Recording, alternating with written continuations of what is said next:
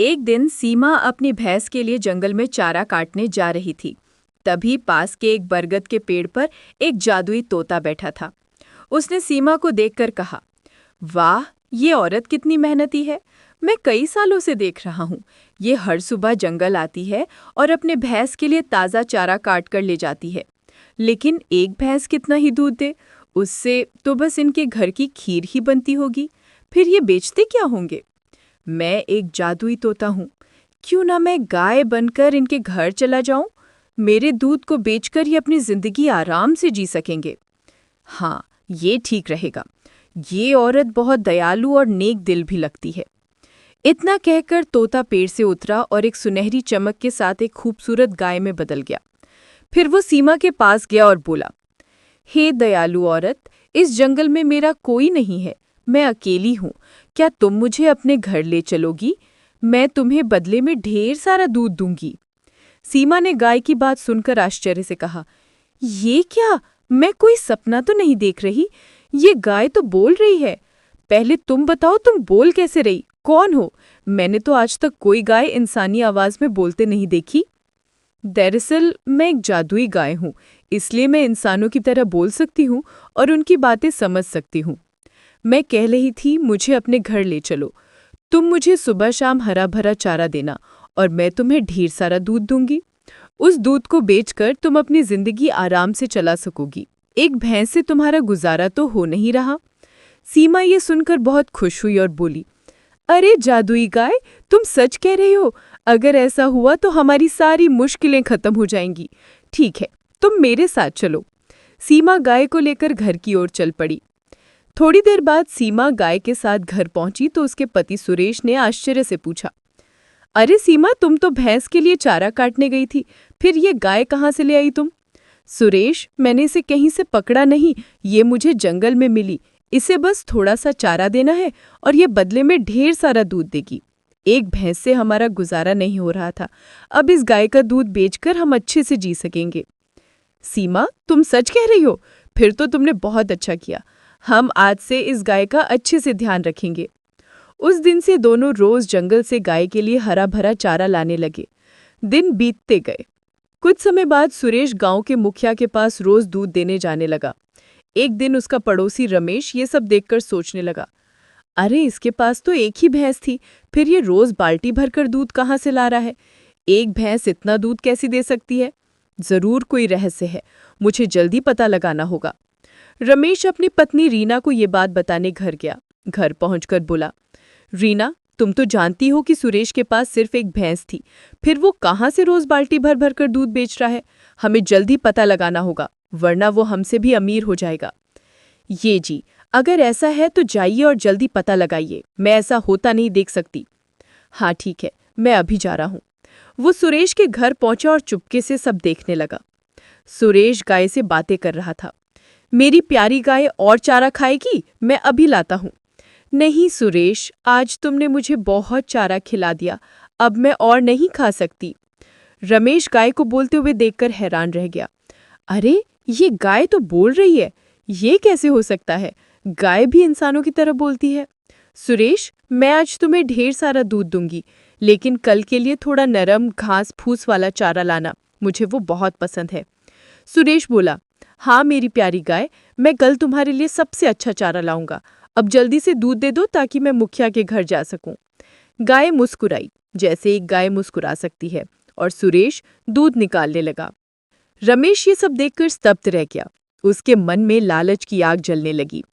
एक बोलती हुई गाय और इतना सारा दूध, ये तो सचमुच जादुई है। अगर ये गाय मेरे पास आ जाए तो मैं पूरे गांव का सबसे अमीर आदमी बन जाऊंगा।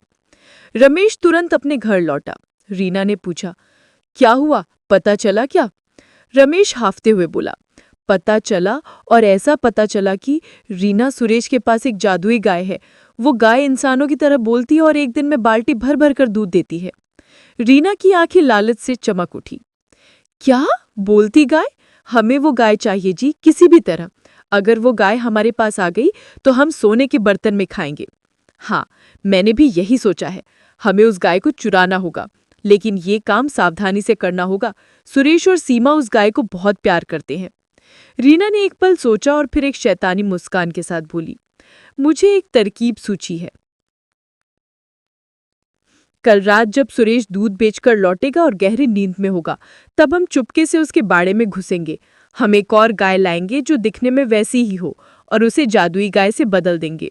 सुरेश को पता भी नहीं चलेगा। रमेश को ये योजना पसंद आई। हाँ, ये बढ़िया योजना है। जल्दी करो, हमें अब से एक ही जैसी दिखने वाली गाय ढूंढनी होगी। अगले दिन रमेश ने कड़ी मेहनत की और आखिरकार बाजार से एक ऐसी गाय खरीदी जो जादुई गाय से मिलती जुलती थी, लेकिन वो बोल नहीं सकती थी और ना ही इतना दूध दे सकती थी। रात हुई। सीमा और सुरेश थक कर सो चुके थे।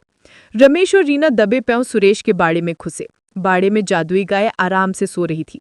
उन्होंने धीरे से रस्सी खोली, जादुई गाय को चुपके से बाहर निकाला और उसकी जगह अपनी लाई हुई साधारण गाय को बांध दिया। जादुई गाय को लेकर रमेश और रीना अपने घर के बाड़े में पहुंचे। रमेश खुशी से बोला, हम सफल हो गए। अब ये गाय हमारी है। कल सुबह से ही हम अमीर बनना शुरू कर देंगे। जादुई गाय ने उदासी से उन्हें देखा और चुपचाप खड़ी रही। वो जानती थी कि वो बुरे लोगों के हाथ लग गई है। अगली सुबह सुरेश बाड़े में गया। उसने गाय को देखा और पुचकारा, अरे मेरी प्यारी गाय, आज तुम्हें थोड़ा अलग दिख रही हो, शायद ज्यादा खाने की वजह से। चलो अब दूध देने की तैयारी करो। सुरेश ने दूध निकालना शुरू किया, लेकिन बाल्टी खाली रह गई। उसने थोड़ा और प्रयास किया। सुरेश हैरान होकर बोला, ये क्या, आज तो एक गिलास दूध भी नहीं निकला। क्या तुम बीमार हो मेरी प्यारी गाय? चूंकि ये साधारण गाय थी, वो बोल नहीं पाई, बस वो मुंह की आवाज निकाली। सुरेश तुरंत सीमा को बुलाने गया। सीमा, जल्दी आओ, हमारी गाय बीमार लग रही है। वो बोल भी नहीं रही है और एक बूंद भी दूध नहीं दे रही। सीमा घबरा गई और बाड़े में आई। उसने गाय को देखा, लेकिन उसे कुछ अजीब लगा। सुरेश, ये तो हमारी गाय नहीं है। मेरी जादुई गाय की आंखें तो सुनहरी थी और उसके माथे पर एक छोटा सा सफेद निशान भी था। ये गाय तो बिल्कुल वैसी नहीं है। सुरेश ने ध्यान से देखा।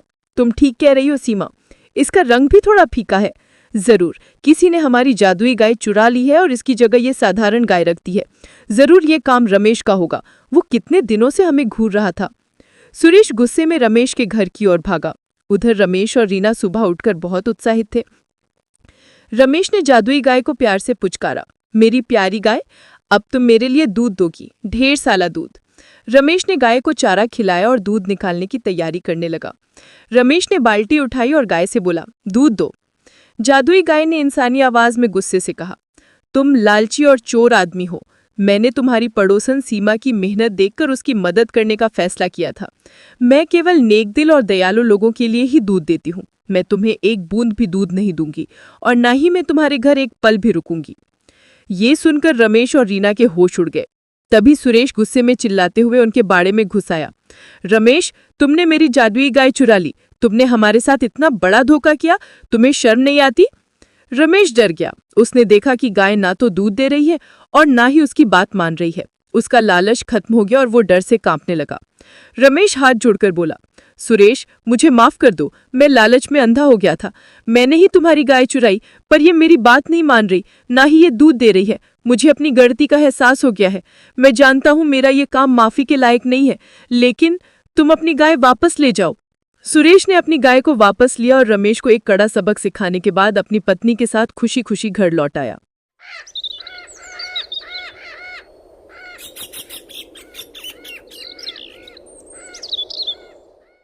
अजय खेत में हल चला रहा था। सूरज की तेज धूप में वो पसीने में तर हो चुका था। तभी उसका मित्र संजय वहां आ पहुंचा। अरे अजय भाई। अरे संजय, हाँ बता, तू यहाँ कैसे? अरे बस यूं ही तेरा हालचाल लेने आया था। पर भाई, एक जरूरी बात बतानी थी। हाँ बताना, क्या बात है?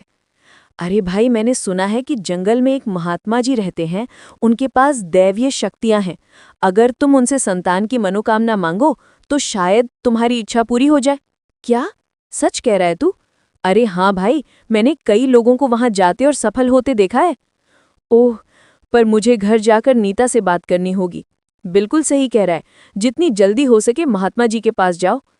नीता चूल्हे के पास बैठकर खाना बना रही थी। तभी अजय वहां आ पहुंचा। अब नीता, सुनो, क्या बात है?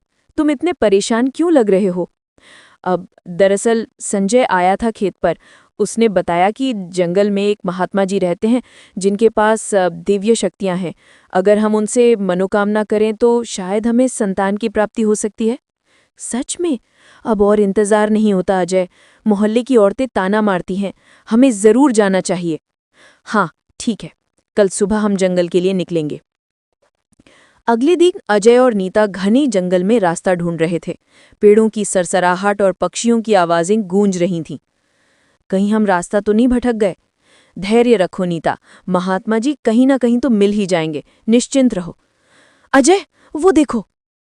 नीता डरकर उस ओर इशारा करने लगी जहां एक भेड़िया अपने मुंह में नवजात शिशु दबाए भाग रहा था। अजय, वो बच्चा, हमें इसे बचाना होगा। तुम यहीं रुको, मैं देखता हूं। अजय दौड़ते हुए भेड़िए के सामने आ पहुंचा। भेड़िया गुर्राने लगा। नीता पास की लकड़ी उठाकर उसमें आग लगा चुकी थी। भाग जा यहां से, नहीं तो जल जाएगा। भेड़िया डरकर बच्चा छोड़कर भाग गया। अजय नवजात शिशु को उठा चुका था। नीता, ये देखो, ये तो एक सुंदर कन्या है। बेचारी पता नहीं किसकी बेटी है। नीता, मैं क्या कहता हूं, क्यों ना हम इसे अपना ले? अब महात्मा जी भी तो कहीं नहीं मिले और हम जिस काम के लिए आए थे, वो देखो, बच्चा ही तो है। सही कहते हो अजय, शायद ये बच्ची हमारी किस्मत में लिखी है। अजय और नीता घर लौटने लगे। कुछ दूर जाकर अचानक उनकी नज़र एक वट वृक्ष के नीचे बैठे महात्मा जी पर पड़ी। नीता, लगता है यही महात्मा जी हैं, चलो उनसे भी आशीर्वाद ले लेते हैं। महात्मा जी ध्यान में बैठे हुए थे। अजय और नीता उनके चरणों में बैठ गए। महाराज, महाराज, महाराज, हमने जंगल में इस कन्या की जान बचाई है। हम इसे अपना रहे हैं। हमने सुना है कि आपकी कृपा से हमें संतान की प्राप्ति हो सकती है। तुमने इस कन्या की जान बचाई है? ये साधारण बालिका नहीं है। जब तुम्हें संतान प्राप्ति होगी तो इस कन्या का ध्यान अपनी सगी संतान से भी अधिक रखना। मैं इसका नामकरण मानवी करता हूँ। जैसा आप कहे महाराज, बहुत बहुत धन्यवाद। प्रणाम महाराज। कुछ महीने बाद नीता गर्भवती हो चुकी थी। समय बीत गया और उसने एक सुंदर कन्या को जन्म दिया। अजय, देखो, हमारी बेटी आरती कितनी सुंदर है। दोनों का मन खुशी से भर गया। उन्होंने महात्मा जी के वचन को भुला दिया और उनकी दुनिया अब केवल आरती के इर्द गिर्द सिमट गई।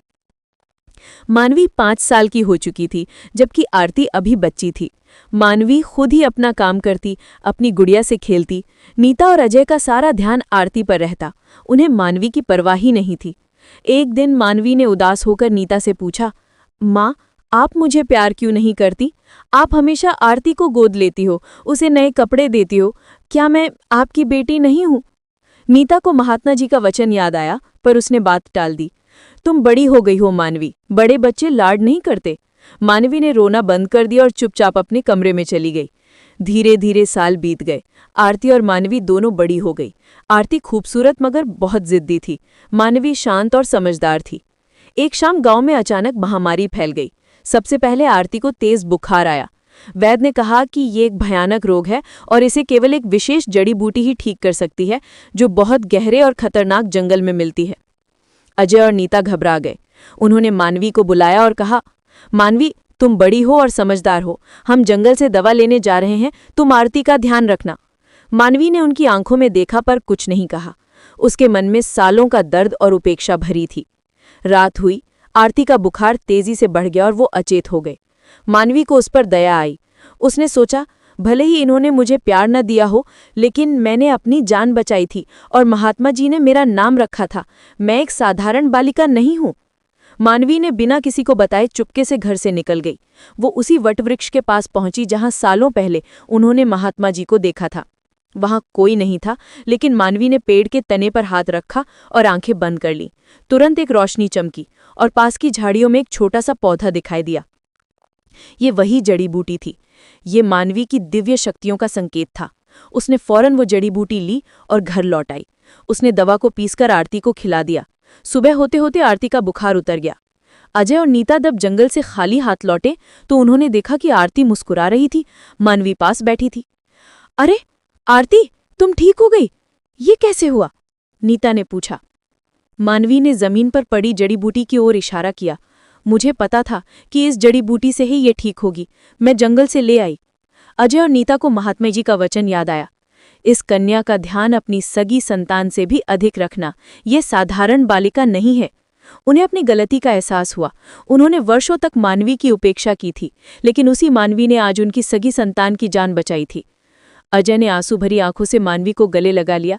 हमें माफ कर दो मानवी, हमने महात्मा जी का वचन तोड़ दिया। तुमने आज हमें बचा लिया। तुम सच में हमारे लिए किसी चमत्कार से कम नहीं हो। नीता भी रोने लगी और उसने मानवी को प्यार से चूम लिया। उस दिन के बाद अजय और नीता ने मानवी और आरती दोनों को समान प्यार दिया और वो परिवार खुशी खुशी रहने लगा।